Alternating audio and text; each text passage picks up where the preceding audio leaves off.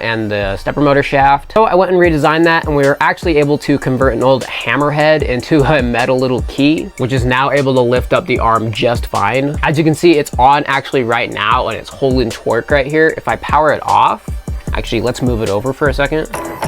Okay, if I power it off, it loses the torque there, so yeah, every joint works, all that stuff is working. However, there are a few problems, starting with the backlash. This arm design here has an insane amount of backlash. I actually added these rubber bands to help eliminate the backlash, and as you just saw, one of them just broke. But yeah, I realized that with this design right here, I probably should have used a harmonic drive or a cycloidal drive. Those types of gearboxes have a lot less backlash than these planetary gears that I got. Also, a lot of stuff is breaking already. I'm actually having a lot of gears inside of this part right here that's breaking. I've actually went and reprinted a ton of these gears, so that way when they break, I can just quickly swap them out. A lot of the parts in here would probably benefit from being made out of metal or something. If I make another arm again, I'm definitely not going to make it this heavy. So yeah, those two things right there are pretty big flaws with this arm design right here. That's why I didn't add any limit switches or anything, because I already know that this thing's breaking. After I get done filming this video right here, I'm gonna go and test out my inverse kinematic software stuff that I made. I assume that by running this program, it's probably gonna break a lot of stuff. Probably gonna break this top piece right here. Probably gonna break the gears inside of here as well. And so with that, the robotic arm project is basically over. Now that I've actually built a robotic arm, it moves. It's not the best,